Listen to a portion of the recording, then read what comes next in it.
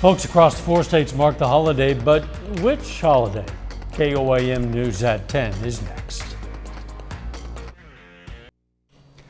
Now at 10, an area man devotes decades and life savings to a museum honoring those who served, and that museum will soon be open to the public. Plus, a Joplin baker raises dough for a good cause, raising children. And President Biden and other Western leaders standing in solidarity with Israel in the country's war with Hamas. I'm Skyler Henry in Washington with the details from the ground. The 4 states' most watched news starts now.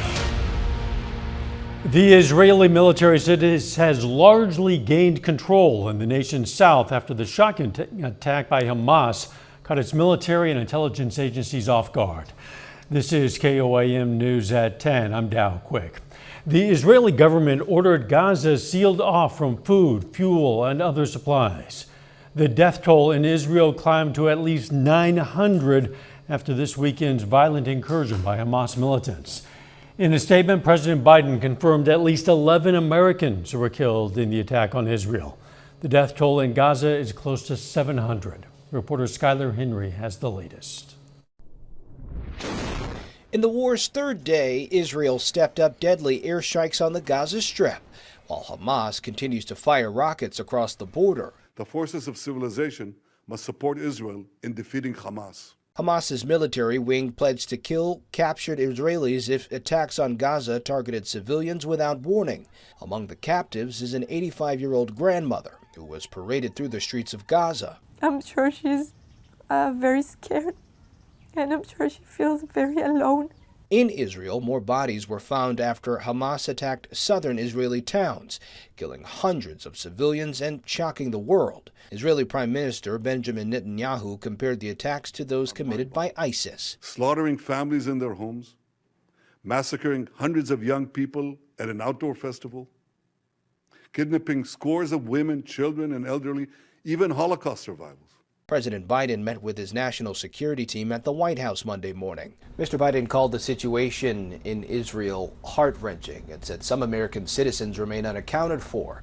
White House officials tell CBS News that the president plans to deliver remarks on the attack on Israel on Tuesday. In Jerusalem, mourners gathered to bury a colonel who tried to fight terrorists near a large music festival in southern Israel. At least 260 bodies have been found at the site, while others are missing, believed to have been kidnapped. At the funeral, the soldier's father recited the prayer for the dead for his son. Skyler Henry, CBS News, Washington. After a phone call, the leaders of France, Germany, Italy, the United Kingdom, and the United States released a joint statement expressing their, quote, steadfast and united support to the state of Israel and our unequivocal condemnation of Hamas and its appalling acts of terrorism, end quote. Chilly night out there. Let's check in with Chief Meteorologist Doug Heddy. Yeah, after a fairly nice afternoon, temperatures have been dropping off over the past couple hours. We did make it up to 74, average high 73, so right about where we should be for this time of the year, but it is cooling down. We're sitting low to mid 50s, still some upper 50s out there, but we're going to drop back into the mid 40s once again later on tonight. Clear skies, not too much is going on here. In fact, the entire Central Plains is pretty calm. We do have another storm system which will start to affect us a little bit later on in the work week. For us tonight, we back down through the 40s, back to 62 by 10 o'clock in the morning. And our temperatures, they're going to start to warm back up as we go through the next couple days. Also, the winds are going to pick up, some thunderstorm chances by Thursday night, and then cooling down behind it. We're going to break it all down for you here in a bit. See you soon. Southeast Kansas authorities tracked down a wanted fugitive. They found Destiny Grossi at a home in Weir under a pile of clothes. Grossi had outstanding felony warrants for various meth and burglary-related charges. 3 men were also arrested at the scene on allegations of interfering with law enforcement. Whether you're celebrating Columbus Day or Indigenous Peoples Day, the nation is reflecting on our history in one way or another. Since 2019, the state of Oklahoma has adopted Indigenous Peoples Day to honor Native Americans in lieu of Columbus Day.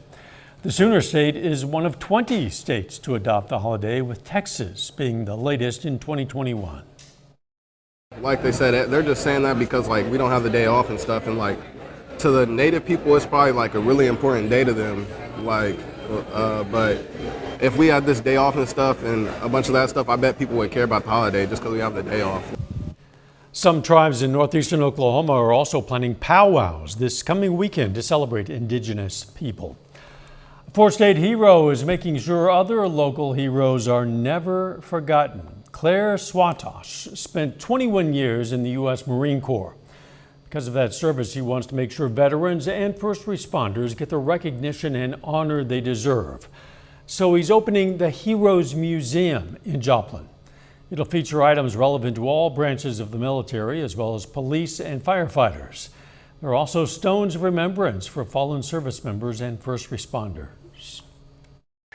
To the ones that less fortunate, that didn't make it home or made it home and with problems, that physical and mental problems, and it's just my way of giving back. And working in that museum since 1991. That museum is going to open on the 28th of this month.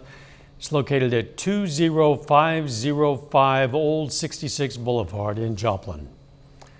A Joplin baker celebrates the adoption of 2 more kids by raising funds for a local foster organization.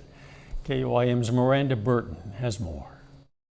Hannah Jack is the owner of Farmhouse Bakery in Joplin and a foster parent. Many of her foster kids are now permanent family members. Everybody has just stuck around. So we've had 6 placements now, and we currently have 5 of them. Weeks ago, 2 of them permanently joined the family. To celebrate the occasion, Jack decided to give back to those who gave to them during COVID. Fostering Hope. Fostering Hope delivered care packages to us so that we would have something to do and something to look forward to. They send notes to our kids and notes to us, reminding us that like we're doing important things, and like when it's really not fun or it's really hard, what we are doing matters. During the week of the adoption, Jack donated 10% of all sales to the nonprofit.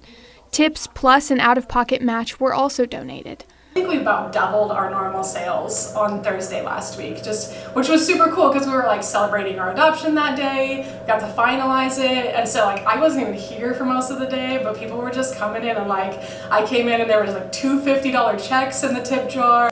At the end of the day, Farmhouse Bakery and its patrons raised $837. A lot of times when kids come under foster care, they can't bring a lot of stuff with them, so families can bring them to that location. We have shoes and toys and clothing and toiletries. All of it's donated by the community, so we're then able to turn around and give it to free. Since Fostering Hope relies on the generosity of the community, a surprise gift doesn't go unnoticed. It just makes all the difference because you realize you are kind of making a difference in families' lives, and they're turning around and wanting to help make a difference in the families that we're continuing to serve. Jack asks others to consider how they can help local foster families. So those are 2 really good ways to support foster families. Even if you can't be one, become a licensed respite provider, or just find ways to support foster families in whatever way works. Reporting from Joplin, Missouri, this is Miranda Burton with KOAM News. Fostering Hope is about to enter its busiest season. With Christmas just around the corner, they helped provide gifts for more than 600 area children last year. Coming up, the gridlock continues on the Hill as Congress still remains without leadership. We're going to tell you how this vacancy could affect potential aid to Israel. Plus, the votes are in. Brock has highlights and details on the Tiger linebacker with the performance of the week. Your sagging concrete. Come this year. House Republicans plan some big days ahead. They're planning to pick a new speaker after voting to oust Kevin McCarthy last week. But the House is divided. That means no business until they get a leader, even if that business is Israel. Emily Schmidt reports on the dual pressure to get a House in order and to react to what's happening in the world. Kevin McCarthy began his Monday news conference talking about helping Israel. Now is the time for action. He said the same on his social media account, but the House can't act on anything until it finds his replacement. To those who thought it was a good idea to throw over the Speaker please reevaluate. Interim House Speaker Patrick McHenry also posted his support for Israel, though his power is limited to overseeing a new speaker election. So while some House members are circulating a pro-Israel resolution, it is stuck in limbo with no leader. First thing I would put on the floor is the resolution on Israel. House Judiciary Chair Jim Jordan is running for Speaker, as is House Majority Leader Steve Scalise. They're meeting behind closed doors, trying to get support, but there's no indication either has the 217 votes needed to win. Some speculate the former Speaker could reclaim his position, a long shot he hasn't ruled out. The conference decides that. I don't decide that. The Hamas attacks on Israel show what else is now on the line. The Pentagon says it needs Congress to approve more money to help Israel and Ukraine simultaneously. In terms of our capacity to expand production and then to also pay for the munitions themselves, we need additional support from Congress, so I hope we'll see that soon. The first speaker vote could happen as soon as Wednesday, with a lot more than leadership riding on the outcome. I'm Emily Schmidt, reporting. The son of the late Senator, Attorney General, and presidential candidate Robert F. Kennedy announced today he's shedding his Democratic Party affiliation and running for president as an independent. Robert F. Kennedy Jr. made the announcement steps from Independence Hall in Philadelphia. The longtime environmental lawyer and anti-vaccine activist told a crowd of about 300 that it's time to heal a divided nation and return the power to the people. He pledged to work with Republicans and Democrats and to listen from stakeholders from every side and beyond on all issues. The Democrats are frightened that I'm going to spoil the election for President Biden.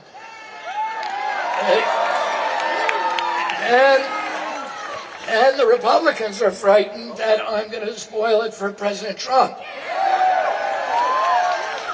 The truth is, they're both right. Until today, Kennedy was running as a Democrat. His siblings issued a statement denouncing his White House bid. A little bit later, high school volleyball wraps up for the season, but not before a Missouri-Kansas border war for bragging rights. Brock has all details straight from the courts. Plus, our temperatures are going to start warming up a bit over the next few days. We're going to look at that coming up. A thoughtful decision. Call us at Bath Naylor.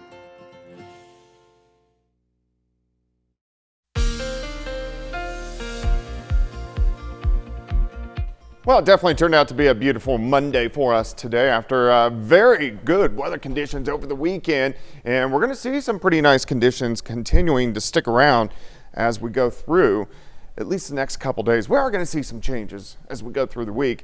Outside right now, here's a nice shot. This is Indigo Sky Casino and Resort. Looks good just outside of Seneca, Missouri. We are cooling down 50 in Stockton. We're at 51 Nevada. If you head down to Veneta, sitting at 53, 49 in Chanute. Most of us will back down mid-40s for us a little bit later on tonight. It's 57 in Joplin. Northerly winds light at about 5 to 10 miles per hour. And the coldest of the air, because we had cooler air over the weekend, is now shifting northeast across the Great Lakes. And you can see warmer air once you head down toward Texas. That's going to start to migrate toward us as we go through the next couple days. But we do have clear skies. We're going to stay with the clear skies tonight. Nothing going on across the Central Plains. Here's our next storm system building Pacific Northwest. You can see the spin out across the Gulf of Alaska, and then the jet stream. We're in that time of the year that it's actually starting to strengthen as it gets stronger and stronger and stronger as we head toward January when it hits its peak strength. So we're going to see stronger storm systems starting to work in as we go through the next couple months. All right, let's walk you through your forecast. Next 48 hours by morning, kind of cool, low to mid 40s. We'll have clear skies. We're going to get a southeasterly wind. We are going to get a few clouds in here in the afternoon. In our northern counties, you may get a pop-up shower or two. So we're talking Yates Center, Chanute, Fort Scott, Nevada, late afternoon into the evening. Everybody else is going to stay dry. We warm up about 77, very similar to what we had today. And then tomorrow night, the winds will start to increase. And because of those southerly winds, we're not going to drop off that much. Our temperatures are going to stay into lower 60s. And then on Wednesday, we creep up a little bit more. High temps right around 80 degrees. All right, day planner for you on your Tuesday, 47 in the morning, 70 by noon. High temp, 77. Most of us are going to have quite a bit of sunshine. Now the winds get going a little bit. So we're going to have winds gusting 20 to 25 for us tomorrow.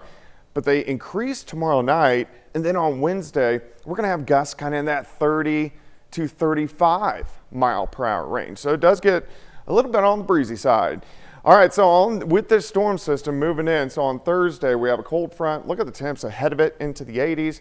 With the cold front, we'll get some scattered showers and thunderstorms Thursday night into Friday morning. Then this system zooms on by, but behind it, this is going to cool us back down. So if we go into the weekend, very similar temperatures to what we had this past Saturday, highs mainly into the lower 60s.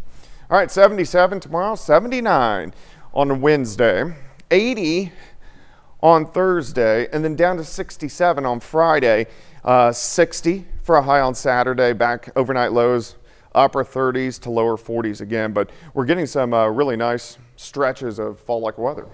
Yes, that means cold. That's what it can mean overnight anyway. Getting a little bit colder. Did you buy a Powerball ticket for? Oh yeah.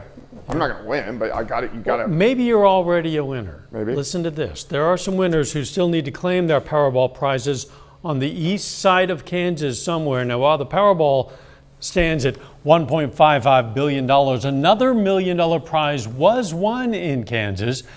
According to the Kansas Lottery, a $1.1 million winning Powerball ticket was sold in northeast Kansas, and a $50,000 winning ticket was sold in southeast Kansas. Both tickets remained unclaimed, at least they were as of this afternoon, so check those tickets. Still ahead, we're going to hear about what the Missouri Southern Lions had to say about the Pitt State Gorillas ahead of their football game this coming Saturday. Plus, the Joplin Eagles volleyball team takes the floor on senior night against Pittsburgh. We're going to have the highlights next. Buying and selling process can be very overwhelming.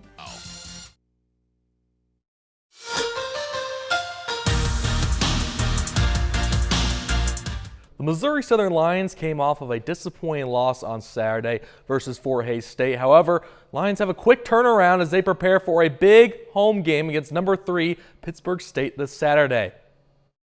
Well, they travel well, so, but no, this is being so close. Even when it's an away game, it's not really an away game because, you do everything you normally do for a home game and then you travel 20 minutes. And so, it'll be fun to play in front of the home crowd, but we got work to do. I mean, just being ourselves. I think we got the talent and we got the ability to play with anybody in this league. It's just about us going out there and executing and doing it for 4 quarters, because if a lot of these teams, you're not going to get many chances to take the lead, or they're not going to make a whole lot of mistakes. So we got to capitalize when those things do happen and then be able to do that for the whole game. Sticking with Missouri Southern football, the MIAA announced that they have named sophomore linebacker Zach Bergman as Defensive Player of the Week. Bergman led the Lions with 12 total tackles and also picked up his first career interception in Saturday's game versus Fort Hays State. So coming in, I was a 200-pound safety out of high school, so I've gained about 30, 35 pounds since then, and my biggest thing hasn't even been that weight, it's been learning. I've got a group of great coaches here that have allowed me to learn this game really well, and just the progression of the game and how to read different pulls or whatever, Y swipes, everything. My progression's improved that way more than anything, and I credit to all the coaches, and that has really helped me play. Last year I got quite a bit of snaps against Pitt State, so I know what they're bringing. I know they're a great team, but I also know we have playmakers that can make plays to counteract them. Well, it's the last week of high school volleyball in the regular season in the state of Missouri. Tonight, we get a cross-state matchup between 2 for local high school teams. It's senior night in Joplin as the Lady Eagles honored their seniors for all their hard work they put in over the years. Great moment there. However, Pittsburgh Purple Dragons are looking to spoil the party. In the first set, Erica Maxwell gets the kill for Pittsburgh, but Joplin quickly responds as Raylan Calderon says, "Right back at you." That evened things up in the first set. Later in the first set, senior Bailey Owens with some velocity on it. Point Eagles. Then over to set point now. Joplin is going to go back over to Bailey Owens. She puts a smooth touch on the ball there. Joplin wins the first set 25-13. So early in the second set, look at this. Lucy Arisman, what a dig. And she gets the open floor for the point as well. Pittsburgh still hanging around though. Leisha Cousins with the kill. Joplin still has set point in the second set. Senior Janiyah Vaughn finishes it off. Joplin gets the win on senior night as they beat Pittsburgh 3-0. Also, a quick final sports note here. The Northeast Arma Vikings junior high football team won their final game of the season versus Pleasanton, 68-22 final score. Vikings finished their season off with a perfect 7-0 record. So congrats to them. And also congrats to a local high school girls golfer. I believe her name is Emery Cameron. She's going to the University of Louisville out of Nevada. So congrats to her. Yeah, good for her. Absolutely. We'll be right back. U.S. Cellular. Hey, don't forget, you can be the first to know about today's weather with the KOAM Skywatch weather app. You can get those severe weather updates sent straight to your phone. It's absolutely free. You'll find it in the Apple App Store, the Google Play Store. It's the KOAM Skywatch weather app. Heads up, tomorrow is a day to celebrate an especially delicious art form. It's National Cake Decorating Day. The dessert, dating back for centuries, is being celebrated with a modern twist. Decorated cakes carry out the theme for many of life's key celebrations, from birthdays to wedding and beyond. Here at the TV station, we have cake for any occasion we can think of. The goodbye cake and the hello cake and the birthday cake, and then we'll make up an occasion to have a cake. Whether it's using icing or buttercream or meringue or whatever, cake decorations have a lot of ways to express those edible arts. Beautiful cakes. Yeah. So, are you guys cake lovers? No. Not so much. I didn't Well, think you my were. mom's really big at decorating cakes, so she would love that. Oh, okay. I always think I don't like cake exactly, but when there's a cake around, Yeah, I don't, even when we have it here, I never have a piece. I know. More for me, more for us. There you go. Yeah. All right, the All weather. right, yeah, kind of cool for us tonight, but nice day tomorrow. 77 for a high, near 80 on a Wednesday. Final sports notes. MIAA Media Day for basketball, folks. It's coming around the corner. Basketball season is here. We'll hear from Pittsburgh State and Missouri Southern at the College Basketball Experience in Kansas City. Forward to that. Let's make it a great tomorrow.